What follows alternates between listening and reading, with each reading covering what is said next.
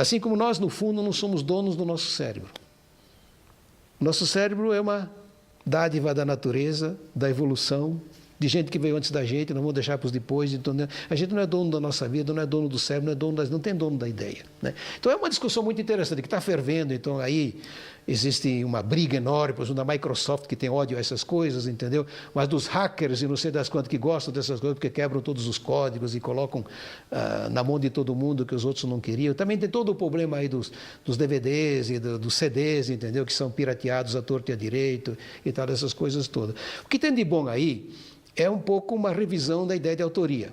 Quer dizer, que eu acho que é muito importante você ser autor individual, porque é fundamental que você tenha a sua originalidade, tenha a sua individualidade, a sua subjetividade, mas é muito importante trabalhar junto. Aí está, então, o que discutimos em outro momento, né? O trabalho coletivo, o trabalho de equipe, com a Wiki, que dá uma plataforma muito mais interessante e que tem um outro conceito de autoria. Continua a autoria. Quer dizer, a Wikipédia tem autores por trás, mas é plural, não é autor individual.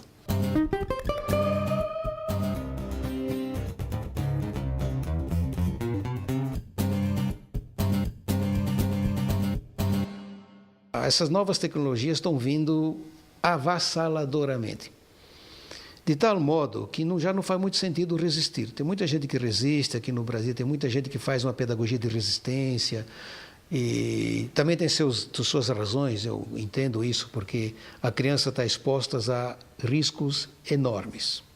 Pode ser arrasador para uma criança o mau uso da internet. Então eu não posso ignorar isso aí. Mas também isso não vai evitar que a internet venha por atacado. Então nós não temos remédio aí, na verdade. Nós temos que lidar com isso. Então você pode também, por exemplo, impedir que a criança veja a internet em casa, mas ela saindo vai dar um jeito de ver.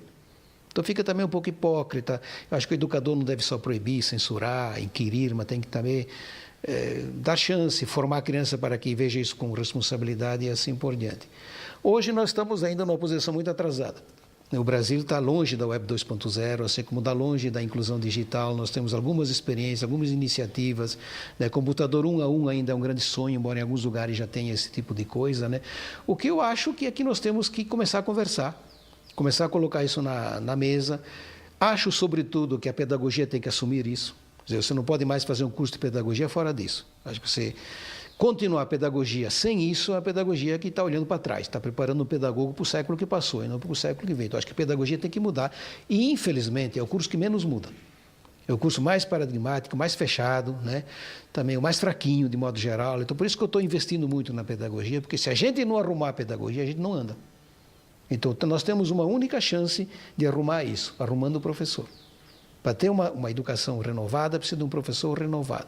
Então, aí nós temos também a oportunidade de discutir o que é um professor renovado. Não é só, então, saber Piaget, Vygotsky, também tem que mexer com novas tecnologias para poder colocar aí dentro. Então, ele vai perceber logo que as novas tecnologias não têm nada contra esses autores, muito pelo contrário. As pessoas, por exemplo, dizem, nos Estados Unidos principalmente, que os ambientes da Web 2.0 são tipicamente construtivistas. Também isso é um exagero, eu acho que a gente tem que reconstruir isso. Mas claro que tem uma similitude, se ajeita muito bem. O uso assim intensivo que eles fazem da zona de desenvolvimento proximal de Vygotsky chama muito a atenção, assim como também da perspectiva maiêutica do coach e tal. Então, acho que elas podem revigorar as teorias, sobretudo no sentido de desconstruir e reconstruir em outro momento. Então, há sim uma chance. Mas, primeiro, nós teríamos que conquistar o professor, arrumar outros professores, sair da inclusão digital que estamos fazendo, que não tem efeito nenhum, fazer uma coisa, então, a nível das novas alfabetizações e, sobretudo, acho que aí está o ponto nevrálgico, olhar as crianças. Porque as crianças vão precisar disso absolutamente. Aí é uma irresponsabilidade nossa se a gente não der esta oportunidade às crianças. Porque não há criança que não vá precisar de computador. Isso acho que é uma questão líquida e certa. Nós ainda podemos fazer de conta, pelo menos, né, que a gente não precisa de computador, vai levando a vida de outra maneira. Mas a criançada não tem como. Então, acho que nós temos que cuidar disso. Então, a minha preocupação é essa. Eu não quero colocar o carro na frente dos bois, nem fazer panaceia, entendeu? Porque a gente pode se animar com isso, achar que vai mudar. Não vejo assim. Acho que as novas tecnologias colocam uma nova chance. Mas eu tenho plena consciência que dá para aprender bem sem tecnologia nenhuma. Acho que uma pessoa que sabe ler direito, que usa bem os livros, que usa bem seu tempo, né? que pesquisa, elabora, ele aprende muito bem. E não precisa, na verdade, de nenhuma dessas novas tecnologias. Mas acontece que isso é um outro tempo. Neste tempo de hoje, as novas tecnologias são parceiras inevitáveis, são muito importantes. Até porque também poderia colocar assim que, por exemplo, estudar é uma tecnologia, o livro é uma tecnologia, né? Escrever é uma tecnologia. Então não é assim que antes não tinha tecnologia, agora tem. Agora tem outras. Só que elas tomaram um outro vulto, penetraram em tudo, também tem outro tom no sentido de serem dinâmicas, serem interativas. Nós não conhecíamos muito essa coisa, com o computador, com o celular é que veio isso, você fala com elas, você se liga com elas, você trabalha com elas, você se apoia nelas, então criou-se uma simbiose que não era muito comum, pelo menos, né? Então é um outro momento, as novas tecnologias trazem realmente alguma novidade, né? Agora, nós temos que empurrar isso para aquilo que a Web 2.0 poderia fazer bem, que é cultivar ambientes de autoria. Que a criança escreva textos, produza textos, se alfabetize não decorando coisas, não engolindo coisas, mas produzindo seus negócios, produzindo suas coisas, dentro do ambiente situado também, com muita motivação também. Esse é um grande capítulo. A criança não gosta de escola, mas gosta de computador. Também a gente não sabe explicar isso muito bem. Por que a criança é fascinada com computador? Praticamente não se encontra exceção. A criançada toda, antigamente era mais meninos, hoje também as meninas gostam do mesmo jeito, entendeu? Gostam de computador. Talvez porque seja dinâmico, interativo, colorido, né? Tem muitas histórias, tem os desenhos deles todos, tal. Então hoje em dia é muito difícil a gente motivar uma criança fora desses ambientes, porque a criança já confunde. Motivação para eles é eletrônica. Você vê que nos Estados Unidos, quando se chama de cultura popular, o popular já é o eletrônico.